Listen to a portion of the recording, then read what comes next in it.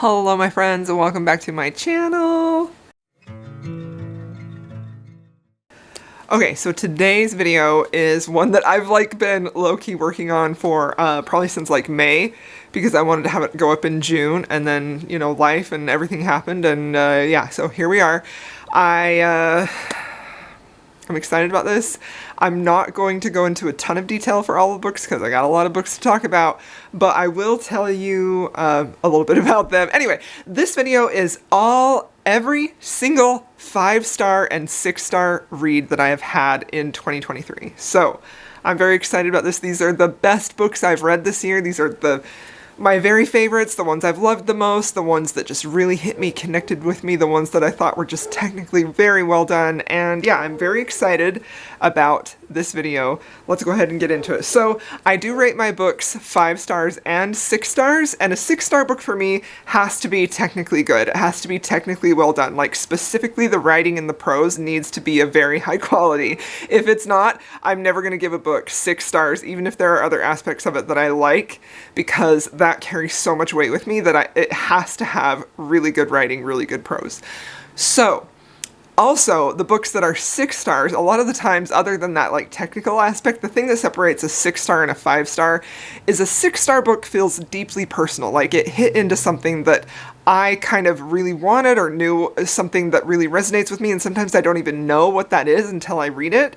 So a 6-star book isn't only a technically well done book, but it is also something that feels like I connected with personally. So that's why when I talk about 6-star reads, those are the ones that are a little tough for me to hear criticism on. Not that I can't hear it, but you know, you don't need to tell me you hated a 6-star read of mine. It's fine. It's totally fine if you did. That's more than valid. But you know, this probably isn't the video to leave that kind of comment on, because that just, you don't want to make me sad, right? Okay, so anyway, these are my favorite books I've read this year. A 5-star read is also one that I really, really loved, really enjoyed. But the main difference between a 5-star and a 6-star is that personal element. So something that really hits me personally is a 6-star. They may be the same amount of quality, 5 and 6-star, but maybe there was something about the 5-star that was good.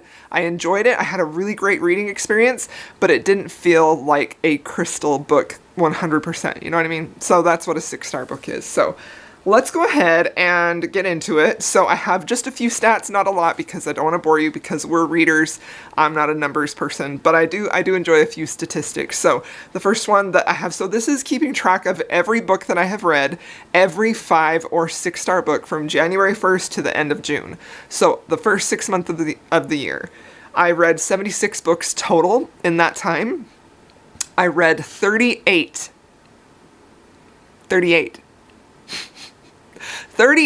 books that were 5 or 6 stars. That's literally half. That is half of the books that I have read this year that I loved enough I gave them 5 or 6 stars, that I thought were well done enough that I gave them 5 or 6 stars. And something that I really like about doing this video and looking at my stats in that way is that a lot of times this year, although I do feel like this year has been a really successful reading year, there were periods where I felt like I was just hitting miss after miss after miss. And then I look at these stats and I'm like, listen, half of the books I have read this year so far were 5 or 6 stars. So if any of y'all are watching this and you think that I'm really negative, I know if you are watching and you love me, then you know, but I have gotten a little bit of feedback that I am overly negative. And half of the books I have read this year are 5 and 6 stars. Your argument is invalid. Exhibit A determines that was untrue. So I'm not overly negative, but if I have a lot to say about a book that I think is negative, I'm gonna let you know. Half of the books I've read this year were 5 and 6 stars. Okay, I'm sorry, that was a very long intro. Let's keep going. So 13 of the books, 13 of the 38 were 6 stars. So those are the ones that were deeply personal to me. 5 of those 13 were rereads. So books that I had already read before that I knew I really loved. So, you know, that is 8 of them. 8 of them were new to me, 6 stars. 5 of them were rereads. Okay, so that means there were 25 5 stars. And just to let you know how many books I've read reread in total this year, 7. I had 7 books that I reread, and 5 of them ended up being 6 stars. The other 2 are also on this list. So, okay, let's go ahead and get into it. So the first book that I rated 5 stars is The Duke Gets Even by Joanna Shupe. I love Joanna Shupe's historicals. I loved the setup of this couple where we have an impoverished duke who is desperate to find an American heiress to restore his fortune, falls madly in love with this woman against his better judgment, and is determined to have her. I loved her independence. I just loved everything about this. I thought it was fun. I feel like this book, for me, hits everything I want from a Joanna Shupe historical, and that way it made me really happy. So that was a 5-star book. 5-star. The next 5-star book, so I'm going to separate these. We're going to go through 5 stars first, and then we're going to go through 6 stars, just to kind of keep it in case you're wondering. The next 5-star read that I had was Daughter of the Forest by Juliette Marillier. This is the book that I have heard the most about. Jesson, this is her favorite book by Juliette Marillier. I know Polly also, this is her favorite book.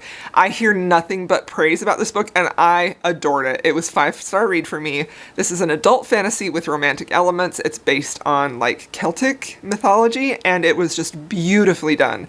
This book feels a little bit more, well, I think all of Juliette Marillier's books feel a little bit melancholy. This is sort of like a retelling on, I don't even know if it's a retelling, but there are like swans shape-shifting.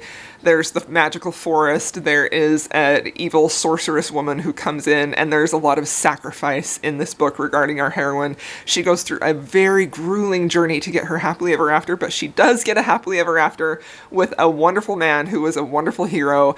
But her journey to get there was very painful, and at times it was difficult for me to read.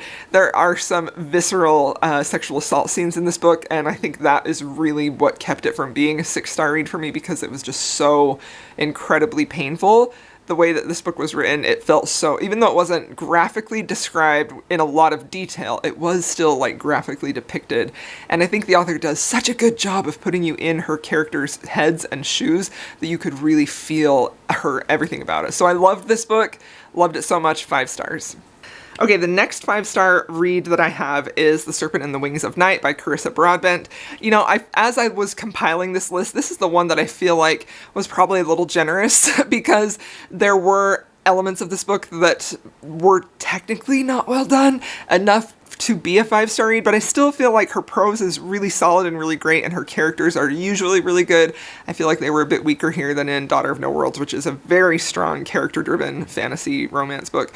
But this one is the one book on here that I feel like I may have fallen victim to the hype, because when I was looking back, I'm like, is it really a 5-star?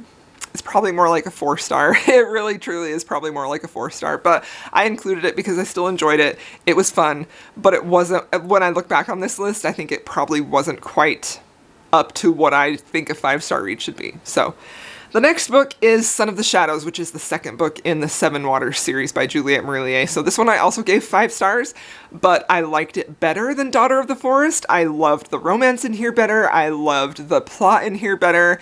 Again, it has the very beautiful classic Juliette Marillier prose and her very tight, wonderfully developed world and her fantastic plot and stories, and I just love how her books take you on a journey. So this was another one that was just completely transportive, carries on with like the next generation of the family that was in Daughter of the Forest, and I just really enjoyed it. If you have any interest at all in adult fantasy, beautiful writing with just a good romance in here, but not like a fantasy romance like we would think about like a Court of Thorns and Roses or something like that.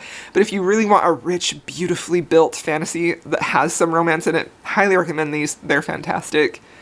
Okay, the next book is Mother of Death and Dawn. So this book is the last book in the Carissa Broadbent series. The second one is going to be one of my 6-star reads. So this book I loved. I adored it. I thought it was a great ending to the series. It was full of action. It was full of these beautiful character and relationship moments. This book was so solid and so well done. I loved it so much. 5 stars. Fantastic ending to this trilogy. I think a lot of people stop at Daughter of No Worlds, and in my opinion, they just get better. And the way the series wraps up and ends was just like amazing with the reveals and the characters and the romance. It was just fantastic. I loved it so much. It was 5 stars. Okay, the next book was a novella, and it is Let Us Dream by Alyssa Cole. So this one, I adore this one. This one is set in, I believe, like 1920s New York. And it's about a black woman who is she's running this like cabaret and a restaurant at the same time. She hires this man, I believe he comes from the Middle East, to, seek after the American dream. And she hires him to be a chef. And it's their romance. It was beautifully, very sensitive. Just, Alyssa Cole is a beautiful writer, so her prose is obviously very, very good. And I just really loved how sensitive this was and how layered it was despite how short this novella was. I thought it was fantastic, had a great social commentary, and I just loved it so much.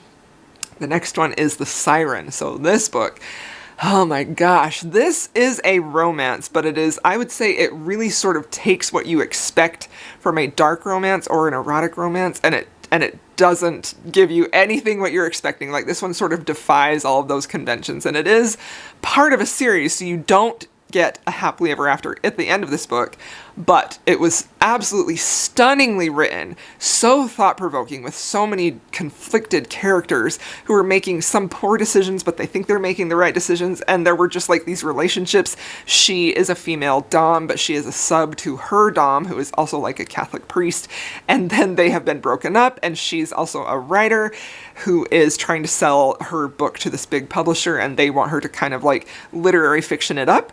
And so an editor comes to work for her, and he kind of starts to fall in love with her. And then she has this assistant who is a 19-year-old boy, and he's like got a crush on her. And it's deliciously complicated and just full of nuance and subtlety. And it was a masterpiece, and I loved it. It does feel slightly melancholy, and I think that's partly because of the angst in the relationships and the unresolved ending at the finish of this book. Even though I haven't gone on in the series, I do plan to. I am sure there is a happily ever after to come, but we don't get that at the end of this book, so don't go into expecting a complete happily ever after, because you're not going to get it. It's part of a series. Okay, the next 5-star read is The Lost Letter by Mimi Matthews. I loved and adored this one. This is also a novella.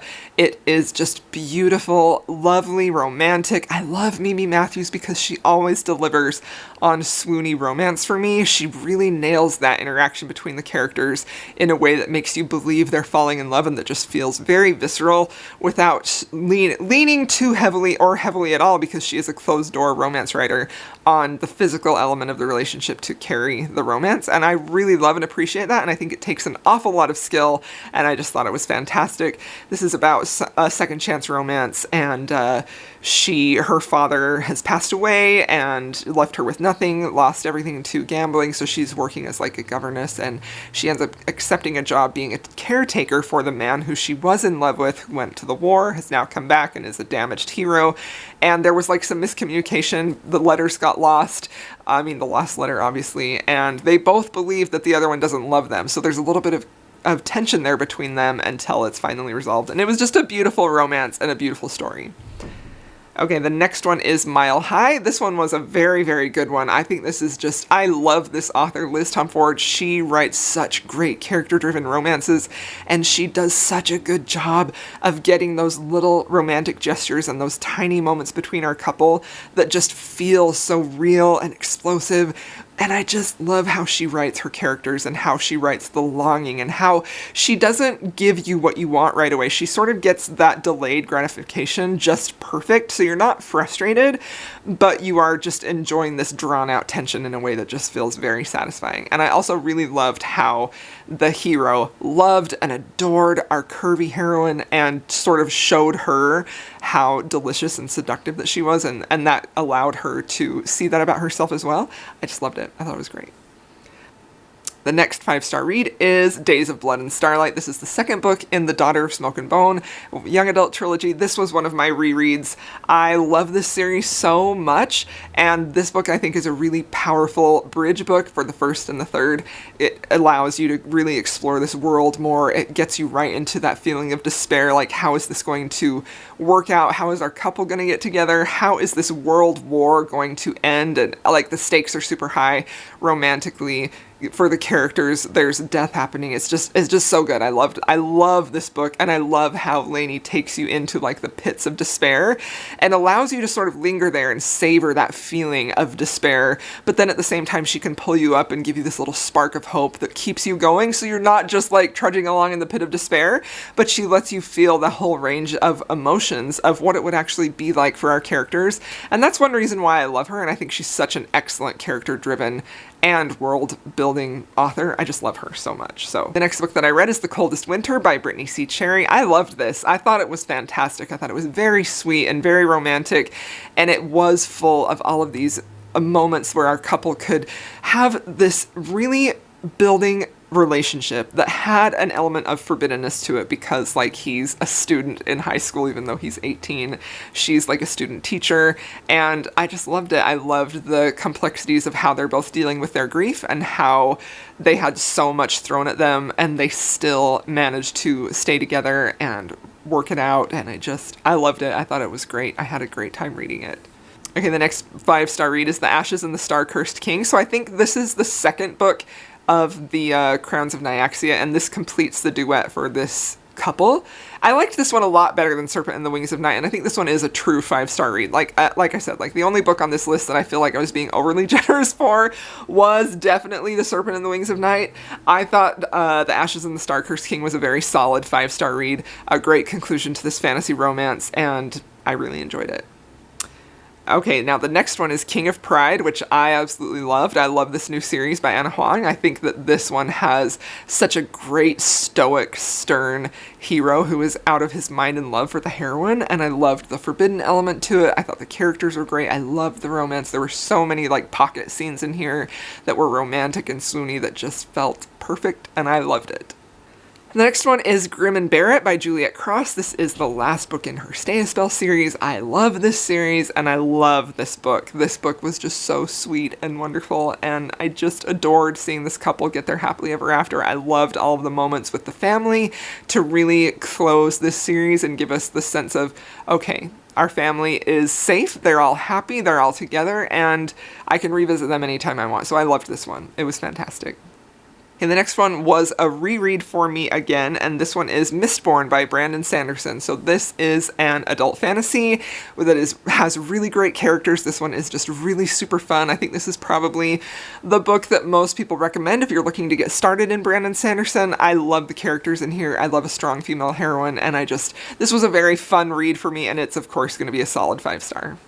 Okay, the next one is a novella, and it is A Day Until Forever. This is Erin Langston's novella, which is sort of like a prequel to her standalone, or not her standalone, to her debut historical romance.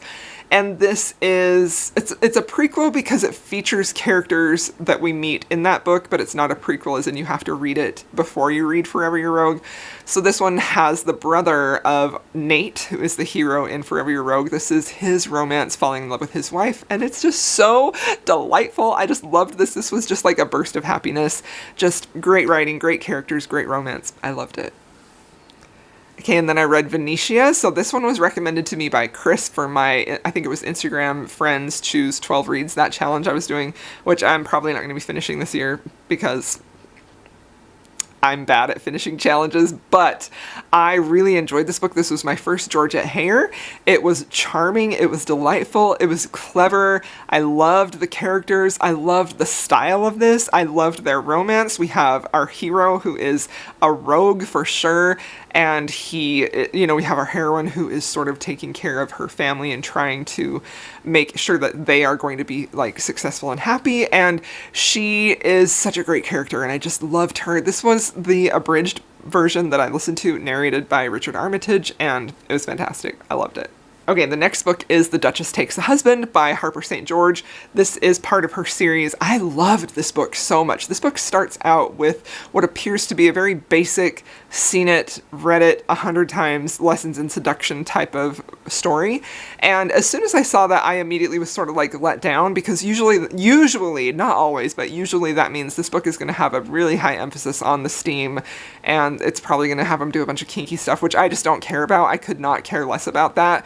I want great character and relationship building, and so I was kind of disappointed when I saw that at first, but I was very pleasantly surprised to see this author take a very stereotypical trope and really expand it and uplift it and give you some really great character interactions, some great character growth, and a lovely romance. So I loved this one. I thought it was fantastic. The next one is Divine River by Marina Vivancos. This is an romance. It's a novella, deeply emotional, and just so sweet and swoony. Great characters, really fun banter. I just loved this one. It was so beautiful. That whole thing about feeling like you can be who you really are and your partner loves every aspect of you. Perfection. Okay, the next one is Child of the Prophecy, which is the third book in Juliette Marulier's Seven Waters series. I loved and adored this one. I thought this had a really excellent character arc for the heroine in here. She starts out quite young, which is kind of typical of Juliette Marullier, and then you get to see her entire journey, and I just loved it. I thought that she had a great journey. There was a lot of morally gray moments in here because the character, the heroine in this book, her grandmother is the evil sorceress from book 1, and so she's going back to this family at Seven Waters, and she's kind of torn between her grandmother, who is evil, and the Seven Waters family, who is good. And I think that in the hands of a lesser author, this could really lean into stereotypes very, very hard. Like, that's something that I feel like is the mark of an amateur author, or an author who is not quite as skilled or talented, is when they lean into stereotypes too hard, and that's sort of a pet peeve of mine. I really, really hate that. It's weak, lazy writing, and I just am really tired of it, and I see right through it every time. So I was very happy to, of course I knew she would, because at this point this was the fourth book of Juliette Marulier's I had read, and so I knew that she had a good handle on characters who, on paper, they appear evil, but they're very conflicted, and that was just perfectly executed here. Really great depictions of morally gray and characters making choices that maybe they regret, but they feel like they have to, but then making, you know, like, good choices and bad choices, and why they, like, I just love that type of thing, and this was just beautifully, beautifully done. And I think of the three of them, even though this one didn't have really, like, a strong romance at all, that aspect of it was fantastic. That's something I'm always looking for, especially in fantasy books. If an author can really deliver on that complexity of villains, or, you know, feeling like you have to do this bad thing, or maybe even you want to do the bad thing. Like, I love, love, love when authors hit that and really convey a sense of that conflicted feeling that a character may have. Like, I love that so much, and it was just executed perfectly here. So for that reason, this is my favorite of the three. The second one is my favorite romance. This romance was definitely the least favorite of the three of them. The next one that I read is Prior Affair. So this is by Christina C. Jones. This is part of her, I can't even remember the name of this series, but the first book is Equivalent Exchange, which I gave 6 stars. This is a novella, absolutely beautiful, loved it so freaking much. And the next one in the series also is part of, you know, it's part of the series, and it was also a 5-star read for me, and this is Faded Memories. This is an extremely short novella. I think it's like 52, 53 pages, and I was 100% on board with everything that happened in here. I thought it was fantastic. A truly masterpiece of short fiction. Like, geez Louise, this was incredible. So, okay, now the next 5-star read, which was also a reread for me, is Chain of Gold by Cassandra Clare. I'm a Cassandra Clare stan. I love and adore her. I think there are very few, if any, of her books I haven't rated 5 stars because they are just so much fun to me. I just love them, and she's another author who I think really plays with that gray area really, really well, and I just loved this. I love the characters. I loved everything about it. Okay, now the next 5-star read is Remember Me by Mary Bellog. This was just a beautiful, beautiful, I feel like this is more of a family saga than a strict historical romance, although it is, like, the romance is definitely a heavy aspect of the plot, but it doesn't really feel like a traditional, straightforward historical romance. It definitely feels a little bit like, excuse me, I'm trying to get comfy over here. It doesn't feel like what we would think a classic historical romance was. I think this feels very much like it's a family saga, so you have a lot of interaction with other characters, other members of the family, and I loved it. I love how she does that. I think that she has such a great gift for telling a story in a way that is very layered and nuanced and complicated, and I eat all of her books up. I think she's fantastic, so 5 stars for that one. And then the next book that I gave 5 stars was Chain of Iron. So this is the second book. This was not a reread. I loved this one. This is Cassandra Clare, Shadowhunters. It was just such a good time. I enjoyed it. And it ended on such a cliffhanger that I was just sort of like, I need to read the next one right away, but I'm also scared too, because pain is coming. I know it. Okay, so those are all of my 5 stars. Now let's talk about my 6 stars. So the first 6-star read that I had was a reread, and it was The Winter of the Witch by Catherine Arden. This is the conclusion to her Winter Night trilogy. A fantastic fantasy book. I love this book so much. This whole series is an adult fantasy, but it does have a romantic storyline between Vasya, who is just basically this maiden in Russia. She does have some magic with the magical world in there, in her blood and things like that. So she has like a link with the magical world in Russia, and the frost demon, the Morozko, who is basically the frost demon or the frost king, the winter king, he loves her, but he's not human. And at the end of this book, we see Vasya be triumphant. Of course, we're going to have a victory at the end of a fantasy, typically you will. And we also get to see some resolution to the romance, which was beautiful. I love this series so much, and I think this is just one of the best adult fantasy series I've ever read, and I highly recommend it because, for a lot of reasons, but one of them is definitely the romance in here. Not gonna lie, it played a big role in why I love this series so much. Okay, the next 6-star read is Children of Fallen Gods, which is the second book in Carissa Broadbent's Daughter of No World series. I love this book. I think that of all of the Carissa Broadbent books that I have read, and I have read everything that is currently published by her. I've read everything that she has available to read. This is by far my favorite because of the very clever world building element in here and the character revelations in here and just the stakes that were revealed in here. I just love this book series. I love this series as a whole, but this book specifically is just amazing because of how clever and well thought out that added plot element and character is in here. Like, it's fantastic. And I also, of course, love the deepening of the romance between Max and Tizania, and Tizana. I just love it. I love it so much. So this is by far my favorite Carissa Broadbent that I've read. I think it's fantastic. Okay, the next 6-star read is The Wolf and the Wildflower by Stacey Reed. I adore this book. I thought it was bonkers and delightful and romantic and clever and just charming.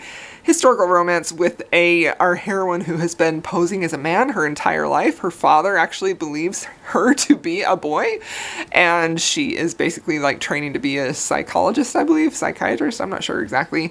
And her dad are called in to help this Duchess who has finally had her lost son come home, who is the Duke. He's been living in the wilderness his entire life. He's very uncivilized, and they require their help to come and sort of get him to come back into civilization. And Jules, the heroine, who's been posing as a boy, and our Duke fall in love, and it's fantastic. I love it so friggin' much. Okay, the next book is The Right Move. This is one of my favorite reads of the year, and it is so deeply romantic. This book really feels like how I want every single romance to be. It's just perfection. I'm sure you've heard a lot about it. I've talked about it a lot, and I feel like everybody who has read it has. It's stunningly beautiful and romantic, and a perfect little romance, honestly. I adore this book. Okay, the next book was a reread, and it is Six of Crows. Six of Crows is one of my favorite books of all time. I love the character work in here. Leigh Bardugo is a fantastic author, and once again, she's doing that thing that I really, really love, where she takes characters who appear to be bad or evil, and she really creates this feeling of sympathy within you and shows you why they make the choices they do. And when you think it's something that is maybe like a bad or an evil choice, it really gets you to see why someone would make that choice, and I love it so much. And of course, Kaz and Inej are one of my favorite ships of all time. I love their romance so much. I just love this book. It's fantastic. The next one was also a reread, and it is Daughter of Smoke and Bone by Laini Taylor. I adore this book. I think this is peak YA fantasy romance. It's just beautifully written. Great characters. Very, very clever world building. Some of the most unique world building I've ever read, and just fantastic, devastatingly romantic. I love it so freaking much.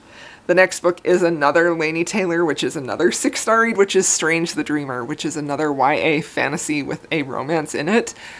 When you think about when I think about the things that I want in fiction, I want a romance. I want it to feel romantic and swoony and like achingly beautiful. That's what happens in here. if I'm reading a fantasy, I want the world building to be very clever, very well thought out, very well developed, really feels real, like it could take place, like it could happen, like I have a good understanding of it. That happens here. I want the prose to be beautiful, really elevated, executed just in a perfect way that makes you feel things and think things in a way that makes you feel like you're not alone in your human experience. That happens here as well. And I want there to be a theme in my books. Like I want the theme to be able to be felt or understood without the author like hammering it home to you. A theme of what is the author trying to say here, right? Like that's what I'm most interested in, is what is the author trying to say? Laini Taylor does that for me every single time.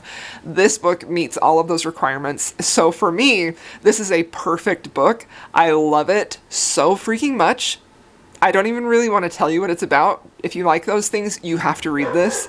It has young adult characters, but it doesn't at all feel young or immature. Like, not at all. I've read so many new adult or even just straight up romances where I'm like, this reads like these are children. It's just laughably immature. That's not what you're going to get in Strange the Dreamer. Strange the Dreamer captures this feeling of innocence, of being young and like falling in love for the first time, but it doesn't ever feel like immature. So if you're an adult reader and you have not experienced Strange the Dreamer or Laini Taylor at all, please pick this book up. I love it so much and I want you to read it.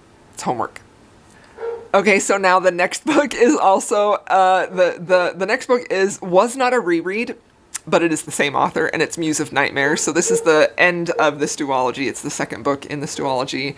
And when I read Strange the Dreamer, I read that when it was released, and it devastated me so much the way that book ends, and waiting for Muse of Nightmares was painful. And still, even when Muse of Nightmares came out, I immediately bought it. I had the hardcover, and I couldn't bring myself to read it because the ending of Strange the Dreamer is quite devastating. And I was scared for my characters, so it took me until I started my Laini Taylor reread binge this year, where I finally finished it, and I'm so glad I did. This book is just so stunningly beautiful. You know, all of Laini Taylor's books have this really interesting theme, overall theme of beauty and ugliness, what we as humans consider to be beautiful and what we consider to be ugly, and how that affects our perception of what is good and what is evil. And I just find that so interesting and so well done. That's not the only theme she's working with. That is a theme she's working with, and I just really, really love that. So, okay, the next 6-star read is Slaying the Vampire Conqueror by Carissa Broadbent. I love this book. Fantasy romance. I think this is an excellent fantasy romance. If you are new to Carissa Broadbent, I think you could totally start here. It does read as a standalone. You may be a little bit thrown off with some of the world building, but I think she does a pretty good job of explaining it. So if this is your first introduction to her, you wouldn't be lost. I loved this book. An excellent morally gray hero with like a strong moral center, like an Aragorn type of hero. My favorite thing. Okay, the next book is Forever Your Rogue by Erin Langston. This is my favorite book of the year so far, a historical romance debut, absolutely stunning in every single way. Single mom, Rogue comes in to be a pretend dad, pretend husband to her and her kids so that she can win custody of her kids because her husband passed away, and you know, the law and all that things, they were going to go to his heir and not her. So the stakes are quite high. The romance is stunningly beautiful and so sensitive and just gorgeously executed. I love this book so much, and I need y'all to read it. Okay, the next book is Soft Flannel Hank. This is a paranormal romance, contemporary romance, another debut author. Beautiful, beautiful characters. So unique. We have older characters. Our hero, I believe, is 40 or in his 40s. Very troubled man, very heartbroken, and just absolutely stunning. If you're looking for a romance featuring Charlie Swan, you gotta read this book. It's just so good. I loved it so much. Okay, the next book is Hostile Takeover by Christina C. Jones. I freaking adored this book in every single way. Loved it so dang much. Did I forget one? I must have forgotten one. Oh my heck. Okay, I did not put on here Equivalent Exchange, so I'm going to talk about that in just a minute. Hostile Takeover by Christina C. Jones is fantastic. Contemporary romance, arranged marriage, protective hero. Fantastic, fun, good time. Love it so much. So, Equivalent Exchange by Christina C. Jones, another contemporary romance. I love this book. This one is my favorite Christina C. Jones book I've ever read so far. Just a beautiful romance. You gotta read it. You gotta read it. Okay, I'm sorry. The dogs threw me off. They were barking. I apologize for the noise in the background. We're almost done. We're almost done. The last book. Okay, the last book. Because I didn't include Equivalent Exchange, that means I probably had 39 total on here. I'm upset I didn't include that one. What was I thinking? Because I have Prior Affair and Faded Memories, which is the whole series. Equivalent Exchange was definitely a 6-star read. I love that book so freaking much. Christina C. Jones is a solid, solid author. I adore her, and y'all need to read her. So the last book on here that was a 6-star read for me is Knockout by Sarah McLean. Sarah McLean, I just love her storytelling. I love her romances. She has such a knack for writing a romance that gives me every single thing that I want, specifically in my hero and how he worships and adores the heroine, how he honors her agency, how he wants to protect her, how he wants to take care of her, how he's like a little self-loathing and doesn't feel like he's good enough, and I just love it so freaking much. I love this book. It was fantastic. It was everything I wanted from a Sarah McLean and more, and this one is definitely in my top 3, probably my top 3 books of the year. If we're considering Forever Your Rogue, Knockout, I mean, I don't know. There are so many great books that I've read this year. Obviously, I just talked about 39 of them, not 38. So yeah. Okay, there we go. We've made it to the end of this video. Thank you for watching this chaotic mess. I appreciate y'all so much for being here. I'm truly, truly grateful for you for taking the time to watch my videos, to leaving comments, to having my back. I'm just so very grateful for this little community that we have here with Crystal's Bookish Life, and I just want to thank you for being here. So if you have made it this far, please feel free to leave me a purple heart, and I'll see y'all in my next video.